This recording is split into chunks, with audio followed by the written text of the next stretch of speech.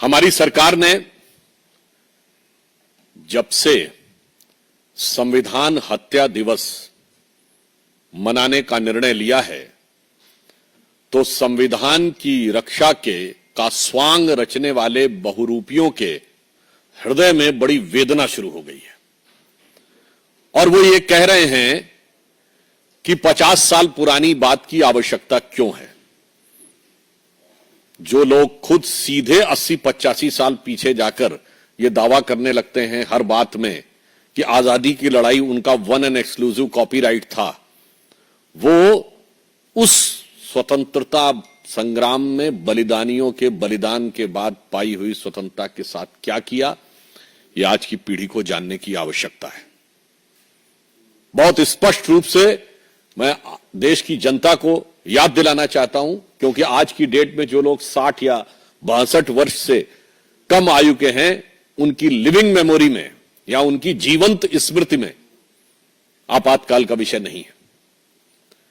आपातकाल वो था, संविधान की हत्या क्या होती है यह समझने की आवश्यकता है।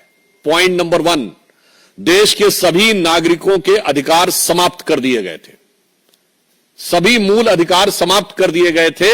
यहां तक कि कोर्ट की प्रोसीडिंग में यह भी बात आई है कि आपके स्वतंत्र घूमने का अधिकार और जीवन का अधिकार भी समाप्त था। इस प्रकार की भी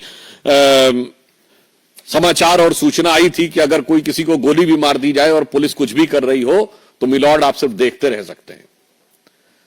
पॉइंट नंबर 2,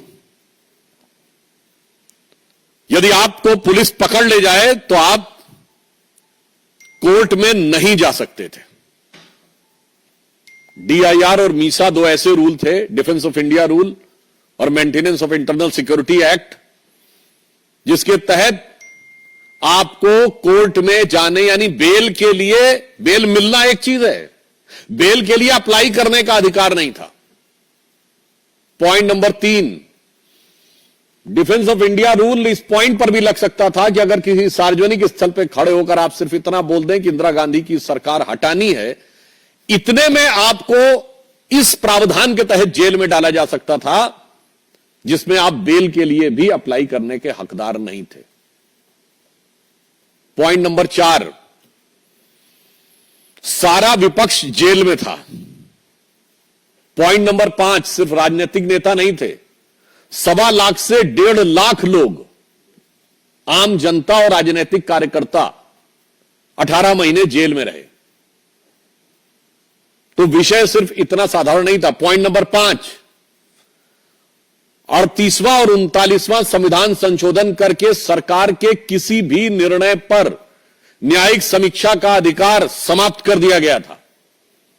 यानी न्यायालय सरकार के किसी भी निर्णय की कोई टीका टिप्पणी समीक्षा नहीं कर सकता था। और पॉइंट नंबर 6, संविधान की प्रस्तावना, जिसे बाबा साहब अंबेडकर ने संविधान की उद्देशिका, प्रीएम्बल ऑफ द कॉन्स्टिट्यूशन, जिसे संविधान की आत्मा कहा था, उस संविधान की आत्मा को बदल दिया गया था। उसमें सेकुलर और सोशलिस्ट वर्ड डाल दिया गया था, तब जब विपक्ष पूरा जेल में था। इसलिए, और यह क्यों किया गया था, यह भी ध्यान देने की आवश्यकता है। छत्तीसगढ़ के मुख्यमंत्री जी का एक प्रसिद्ध बाइट है जिसमें वो कह रहे हैं कि इंदिरा गांधी जी में साहस था, इसलिए उन्होंने आपातकाल लगाया। और पॉइंट नंबर 6 के बाद पॉइंट नंबर 7, मामला सिर्फ इतना नहीं था, देश से ऊपर एक नेता को कर दिया गया था, इंदिरा इज इंडिया कर दिया गया था। तो यह कांग्रेस के 7 कृत्यों के 7 जवाब हमें आज चाहिए। संविधान की 7 तरीके से हत्या करने वाले लोग। और इंडिया इज इंदिरा का नारा कांग्रेस के तत्कालीन राष्ट्रीय अध्यक्ष देवकांत बरुआ का था, और इजराइल हमास पे संघर्ष पे प्रस्ताव पारित करने वाली कांग्रेस वर्किंग कमेटी ने आज तक आपातकाल की आलोचना करते हुए, इंदिरा जी की आलोचना करते हुए और डीके बरुआ के इस वक्तव्य की निंदा करते हुए प्रस्ताव नहीं पारित किया है। अगर आप ऐसी किसी चीज पर प्रस्ताव पारित कर सकते, मुझे दिखाएं वो सीडब्ल्यूसी का कहां प्रस्ताव है कि हमने माफी मांगी, हमने निंदा की। और देश से ऊपर एक नेता को कर दिया। और यह विचार प्रेरित कहां से था? मैं पहले भी बोल चुका हूं सदन में और आपको रिपीट करता हूं कि 1934 में नाजी पार्टी का न्यूरेमबर्ग में कन्वेंशन हुआ, जिसमें नाजियों की बड़ी प्रसिद्ध फिल्म थी ट्रायम्फ ऑफ द विल। उसका मंचन कराने के बाद हिटलर के राइट हैंड आदमी रुडोल्फ हेस ने एक नारा लगवाया था, Hitler is Germany and Germany is Hitler. ठीक वही भाव, Indira is India and India is Indira. इसलिए संविधान की हत्या क्या होती है यह समझने की आवश्यकता है। और मैं एक और बात कहता हूं, यह तो सिर्फ उसकी पीक थी, यह हुआ क्यों था? महत्वपूर्ण बात यह भी है, यह हुआ क्यों था? आज शिवसेना के एक नेता संजय राउत जी ने यह कहा है कि आपातकाल इसलिए जरूरी था कि एनार्की हो गई थी। मैं पूछना चाहता हूं इंडी गठबंधन के लोगों से कि जयप्रकाश नारायण के नेतृत्व में हो रहा वह पवित्र जेपी आंदोलन एनार्की था? मैं लालू प्रसाद यादव जी से पूछना चाहता हूं, अखिलेश यादव जी से पूछना चाहता हूं कि आपके पिताजी मुलायम सिंह यादव जी एनार्की के हिस्से थे? सत्ता लोलुपता में आज अपने ऊपर आप अराजकता का स्टैंप भी लगाने को तैयार हो गए। और अब मैं बताना चाहता हूं कि वो एनार्की क्या थी, ये इमरजेंसी लगी क्यों थी। भारत के इतिहास में एक ही उदाहरण है जब किसी प्रधानमंत्री को चुनावी धांधली और चुनाव में भ्रष्टाचार का दोषी पाया गया। श्रीमती इंदिरा गांधी को इलाहाबाद उच्च न्यायालय के द्वारा, यह आरोप नहीं था, न्यायालय के द्वारा दोषी पाया गया और इस कारण से उनकी सदस्यता समाप्त कर दी गई। वो सुप्रीम कोर्ट गई, सुप्रीम कोर्ट ने कहा कि सदस्यता तो रहेगी परंतु आपकी सांसद के रूप में कोई काम नहीं कर सकती, 6 साल लड़ने प्रतिबंध था, आप सदन की कार्रवाई में भाग नहीं ले सकती, वोटिंग नहीं कर सकती। तब ये इमरजेंसी लगाकर वो जो संविधान का 38वां और 39वां संशोधन था वो रेट्रोस्पेक्टिवली लगाया गया, यानी भूतलक्षी प्रभाव से लगाया गया कि और प्रधानमंत्री पर कोई टिप्पणी कोर्ट नहीं कर सकता, प्रधानमंत्री के किसी निर्णय की कोई समीक्षा नहीं कर सकता। इसलिए संविधान की उस घनघोर और दुर्दांत हत्या की स्मृति के लिए यह आवश्यक है। और यह क्यों हुआ यह भी मैं बता देता हूं। ऐसा नहीं कि सब कुछ सिर्फ 1975 में हुआ, उससे पहले। और मैं एक और आज एक गंभीर सवाल करना चाहता हूं। बहुत सी फॉरेन की इंटेलिजेंस एजेंसीज की रिपोर्ट्स जो डिक्लासिफाइड हो चुकी हैं और कईयों ने पब्लिश भी किया है, मैं इस कैविएट के साथ बोल रहा हूं, कांग्रेस पार्टी को उसमें अगर आपत्ति है और हिम्मत है तो उन पर मुकदमा करना चाहिए। Mitrokhin's archive KGB and the world part 2 जिसमें भारत का उल्लेख है, उसमें तो क्या क्या वर्णन है कि इमरजेंसी के दौरान विदेश की शक्तियां किस ढंग से भारत की सत्ता को संचालित कर रही थीं, कहां कहां तक हस्तक्षेप कर रही थीं। क्यों नहीं तक कांग्रेस ने आज तक उन पर मुकदमा किया या आपत्ति की? तो मैं आज पूछना चाहता हूं कि आज ये जो बहुरूपिया स्वांग बनाकर आए हुए हैं, संदेह उत्पन्न होता है कि आज कौन सी शक्तियां संचालित कर रही हैं। क्योंकि ये चुनाव भारत के इतिहास का पहला चुनाव था जब किसी विदेश में बैठे हुए धन कुबेर ने बाकायदा बयान दिया था प्लेज करते हुए कि मैंने $1 बिलियन रखा हुआ है मोदी जी को सत्ता से बाहर करने के लिए। तो मैं इसलिए कह रहा हूं इमरजेंसी के समय में भी, और मैं कई किताबें गिना सकता हूं, पर मैंने एक का नाम इसलिए लिया है कि इनको हिम्मत हो तो इनके उस पर जाकर प्रतिवाद करना चाहिए, जिसने कहा था कि उस समय किस सीमा तक सरकार पर शिकंजा था विदेशी शक्तियों का। अब उल्लेखनीय बात यह है कि आज वो सारे लोग जिनका खुद का के ऊपर जुल्म हुआ था, वो जुल्म करने वाले के साथ खड़े हो गए। अब मैं याद दिलाना चाहता हूं, यह प्रवृत्ति इनकी हमेशा से थी। जवाहरलाल नेहरू जी की सरकार के समय में पहला कॉन्स्टिट्यूशनल अमेंडमेंट किस बात के लिए हुआ था? अभिव्यक्ति की स्वतंत्रता को कर्टेल करने के लिए। और वो भी कब हुआ था? 1951 में, यानी जब तक चुनाव भी नहीं हुआ था। अरे भाई, चुनाव होंगे तब लोग बोलना शुरू करेंगे तो आपको आपत्ति समझ में आती है। कॉन्स्टिट्यूंट असेंबली के माध्यम से परिवर्तन कर दिया था, यह बात बोली जा सकती है क्या? और मैं कोट करना चाहता हूं, बाबा साहब अंबेडकर इतने दुखी हो गए थे और उनकी पीड़ा जो थी संविधान के साथ जिस प्रकार का छल किया गया था नेहरू जी की सरकार के द्वारा, उसे मैं वो शब्द जो उन्होंने उस पीड़ा में व्यक्त किए थे, मैं उस शब्द यहां पर बोलना उचित नहीं समझता हूं, पर रेफरेंस आप लोगों को दे रहा हूं।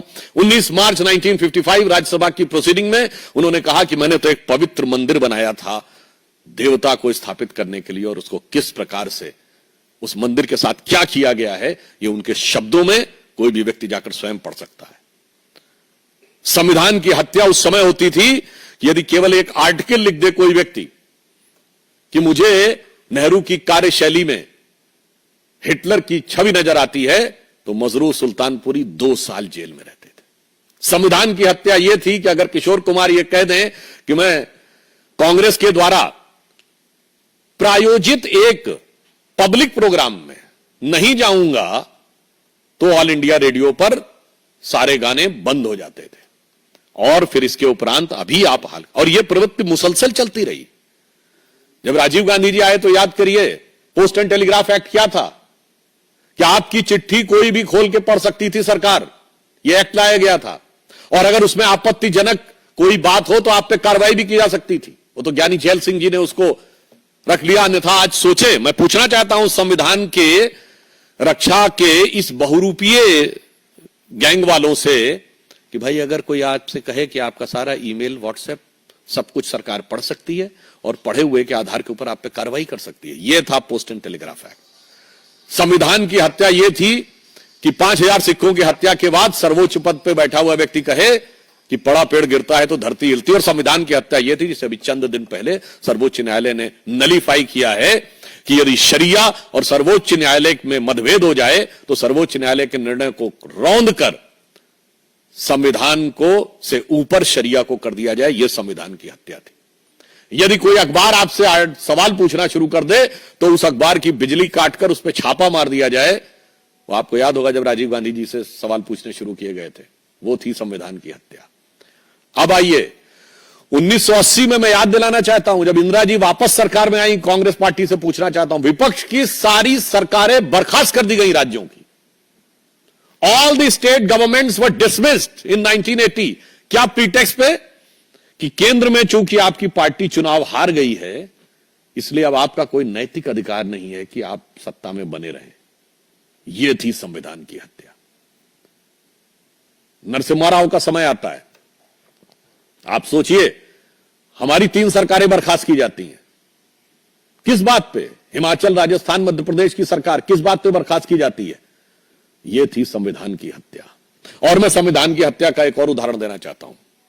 यूपीए 1 सरकार जो सोनिया जी की छत्र छाया में सुपर पीएम के द्वारा चल रही थी, मनमोहन सिंह जी के द्वारा पहली बात सर्वोच्च संवैधानिक निर्णय लेने की एग्जीक्यूटिव बॉडी यूनियन कैबिनेट से ऊपर नेशनल एडवाइजरी काउंसिल बनाई।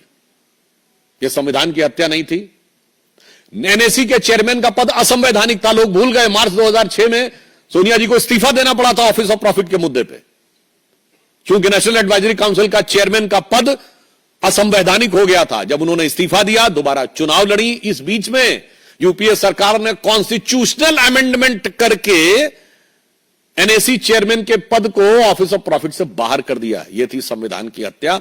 और मैं इसमें एक चीज याद दिलाना चाहता हूं जिसे विशेषकर बिहार के लोग ध्यान करें। 2005 में जब एनडीए की सरकार को बर्खास्त किया गया तो कांग्रेस के ही पूर्व कानून मंत्री स्वर्गीय हंसराज भारद्वाज जी ने पूर्व मुख्य न्यायाधीश जस्टिस सब्बरवाल की स्मृति में आयोजित एक कार्यक्रम में बोला था कि मुझे कहा गया था कि मैं चीफ जस्टिस से मिलकर उनसे यह प्रयास करूं कि निर्णय सरकार के पक्ष में आए।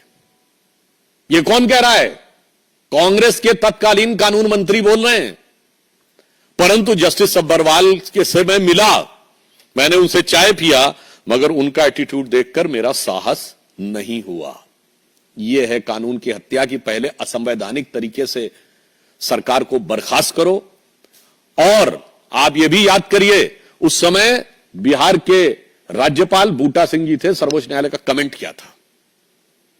मैं कोई टिप्पणी नहीं कर रहा हूं, इतना घातक कमेंट है कि यह थी संविधान की हत्या। और मैं याद दिलाना चाहता हूं, डॉक्टर एपीजे अब्दुल कलाम ने अपनी किताब द टर्निंग पॉइंट में लिखा कि उनसे मास्को में साइन करवाए गए थे वो इतने दुखी थे कि लौट के आने के बाद उन्होंने अपना इस्तीफा देने का मन बना लिया और इस्तीफा उन्होंने तत्कालीन उपराष्ट्रपति भैरव सिंह शेखावत जी को भेजा। जब यह बात पता चली, मनमोहन सिंह उनसे मिलने के लिए आए और ये बात डॉक्टर कलाम ने अपनी किताब टर्निंग पॉइंट में लिखी है और उनसे अनुरोध किया डॉक्टर मनमोहन सिंह ने कि कृपया आप ऐसा ना करें, अन्यथा सरकार गिर जाएगी।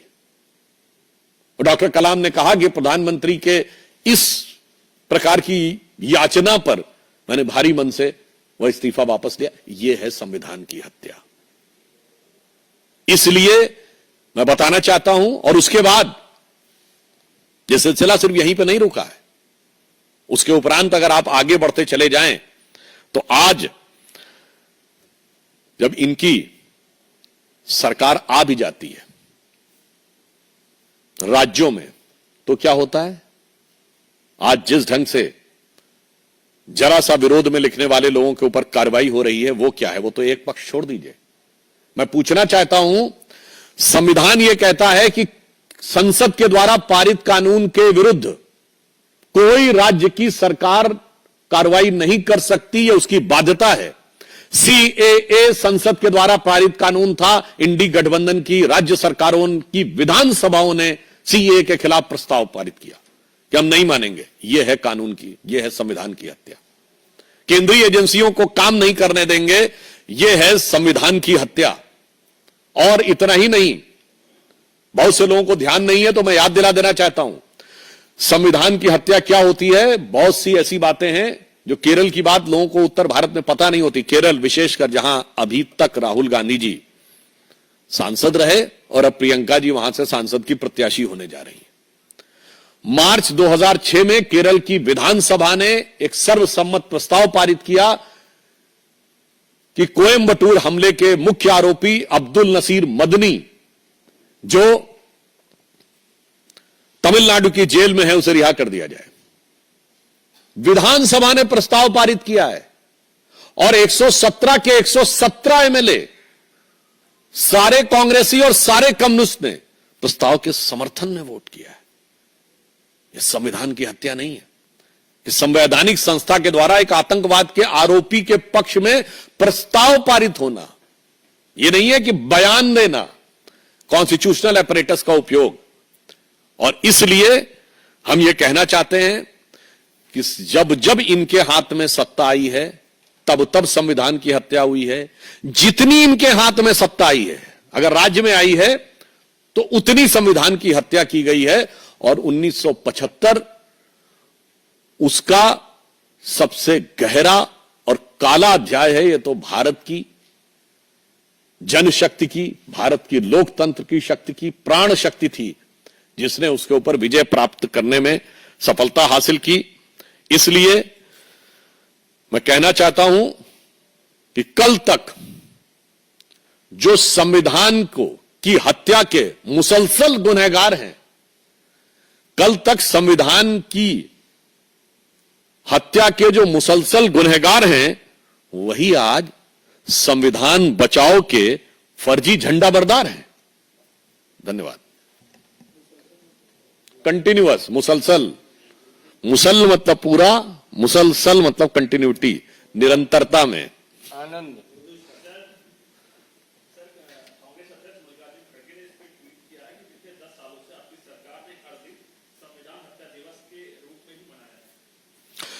मुझे लगता है जब उनको इतना बताया जा चुका है। अच्छा चलिए, बाकी तो छोड़ दीजिए। खड़गे जी सदन के पटल पे खड़े होकर बोल चुके हैं, मैं तो जो हूं सोनिया जी की वजह से हूं। ये बताइए, नेता प्रतिपक्ष बड़ा है या सांसद बड़ा है? और उन्हें याद नहीं है कि संविधान के द्वारा निर्धारित सर्वोच्च संस्था कैबिनेट का प्रस्ताव फाड़ने वाले, यह संविधान की हत्या नहीं है। तो इसलिए मुझे लगता है कि यह भी उनको किसी से कहलवाया गया है। मोहित भट्ट जब संजय राउत ने बयान दिया, उन्होंने जब जस्टिफाई किया ना किया, उन्होंने ये भी कहा कि अटल बिहारी वाजपेयी प्रधानमंत्री होते तो वो भी इमरजेंसी लगाते। तो जस्टिफाई करने के लिए उन्होंने अटल बिहारी वाजपेयी जी का भी नाम लिया। कैसे देखते हैं पूरे जो बयान है? ये हास्यास्पद और विडंबनापूर्ण है। अटल बिहारी वाजपेयी जो स्वयं जेल में रहे, वो कह रहे हैं कि वो लगाते।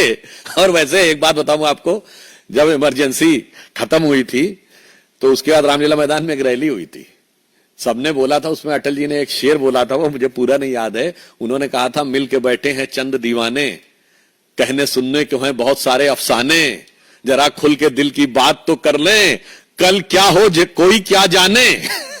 ये तो अटल जी बोले थे भाई उस रैली में कि कोई भरोसा नहीं, कांग्रेस आ जाए तो उसके बाद फिर हो जाए। तो मुझे लगता है कि कांग्रेस की मैं कहूंगा कि कांग्रेस के आगे नतमस्तक होने की एक सीमा होनी चाहिए, और शिवसेना को कम से कम सत्ता लोलुपता में अराजकता जैसा शब्द जेपी और उस आंदोलन से जुड़े सारे नेताओं में, उसमें चौधरी चरण सिंह जी, कर्पूरी ठाकुर जी, बहुत बड़े बड़े लोग आज के समय में उनके साथ खड़े हुए, लालू जी, मुलायम जी, डीएमके के नेता, अटल जी, अडवाणी जी, मुझे लगता है सबको अराजक कहना यह भारत के लोकतंत्र की संघर्ष क्षमता का अपमान करना है। Piyush Mishra, India today.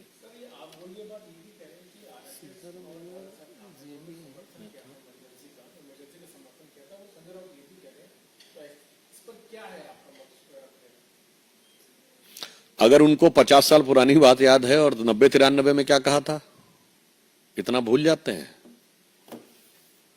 उसके बाद यदि आप बात करने का प्रयास करते हैं तो स्वर्गीय बाला साहब ठाकरे जी के विचार 1990 में क्या थे कांग्रेस के बारे में, 95 में क्या थे, 2000 में क्या थे, 2005 में क्या थे,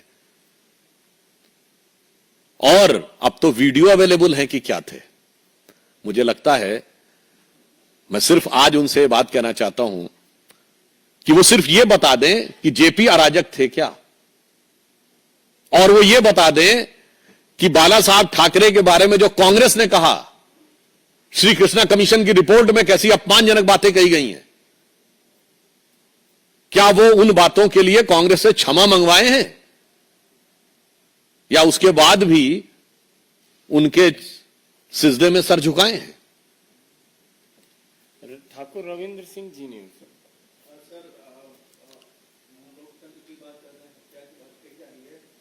जम्मू कश्मीर में उमर अब्दुल्ला सबने कहा है कि लोकतंत्र की तो हत्या जम्मू कश्मीर में होगी, क्योंकि एलजी को चुनाव से पहले ही, घोषणा से पहले ही पावर दे दिया गया है, और जो वहां चीफ मिनिस्टर होगा वो भीख मांगेगा एलजी से कि हमारा पीएम नियुक्त। देखिए, अभी अभी चुनाव संपन्न हुए हैं।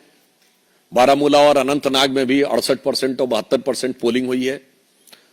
यह पहली बार ऐसा हुआ कि ग्राम पंचायत के भी, पंचायत स्तर तक के भी चुनाव हुए हैं। तो लोकतंत्र वास्तविक अर्थों में कश्मीर में उभर के सामने आ रहा है। हां, जिन्होंने लोकतंत्र के नाम पर कश्मीर को 3 परिवारों की जागीर बना के रखा था, उनकी जागीरदारी खिसकती हुई नजर आ रही है, इसलिए उनके दिल का यह दर्द समझा जा सकता है। आशिफ, ANI। संजय राउत ये भी कह रहे हैं कि मोदी सरकार, जो आपकी सरकार, वो कुछ कर नहीं पा रही, इसलिए इस तरह के कानून लाके इस तरह के दिवस मना रहे हैं। सर, इसमें ऐड कर देती हूँ। सर, उन्होंने ये भी कहा है कि जिस दिन मोदी गवर्नमेंट का रिजीम शुरू हुआ था, तब से जो कॉन्स्टिट्यूशन की हत्या है या संविधान की हत्या, वो हो रही है, जिसमें वो खुद शामिल थे 5 साल तक।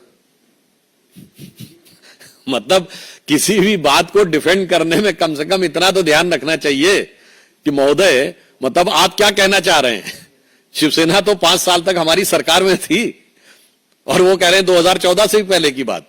इसलिए मुझे लगता है, और कुछ नहीं है, किसी भी बात को कहने की जो गंभीरता है तथ्यों के आधार के ऊपर, उसे ध्यान रखकर बोलना चाहिए। आप आज के राजनीतिक स्वार्थ के चक्कर में देश और देश के पुरखों की और अपनी पार्टी के पुरखों की इतनी अवमानना मत करिए। Himanshu, times now.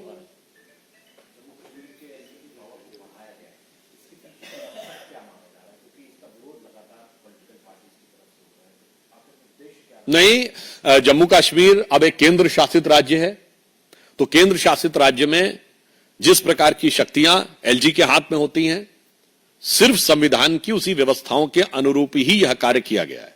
दूसरा, आपको भी पता है कि इस समय कश्मीर देश के सबसे संवेदनशील राज्यों में से एक है। हमने आतंकवाद पर पूरे देश में प्रभावी नियंत्रण पा लिया है। अभी सिर्फ दक्षिण कश्मीर के 4-5 जिले ऐसे हैं जहां उसका प्रभाव है। तो उस संवेदनशीलता को भी ध्यान में रखकर यह निर्णय लिया गया है। तो यह निर्णय पूरी तरीके से संवैधानिक व्यवस्थाओं और राष्ट्रीय सुरक्षा को ध्यान में रखकर लिया गया है। इसमें कोई राजनीति देखना सर्वथा अनुचित है। गौरव, न्यूज 24। सर, संजय सिंह ने प्रेस कॉन्फ्रेंस करके आरोप लगाया है कि अरविंद केजरीवाल का वजन बहुत ज्यादा नीचे गिर गया है, शुगर लेवल भी डाउन हो रहा है, वो किसी वक्त कोमा में जा सकते हैं और आपकी सरकार उनकी जान के साथ खेल रही है। देखिए, जहां तक मुझे जानकारी है, जेल चूंकि उनकी सरकार के ही अंडर में है और जेल मैनुअल के हिसाब से प्रतिदिन या एक निश्चित समयांतराल पर उनका मेडिकल चेकअप भी होता है, तो ये उन्हीं की सरकार के अंडर में है। लोगों को नहीं पता होगा कि वो अपनी ही सरकार के छत्र छाया में जेल में हैं। और जहां तक उनके स्वास्थ्य की बात है तो मैं उनके अच्छे स्वास्थ्य की कामना करता हूं, परंतु इतना जरूर कहता हूं कि उनका वजन नहीं गिर रहा है, दिल्ली की जनता की नजरों में भी वो गिरते चले जा रहे हैं।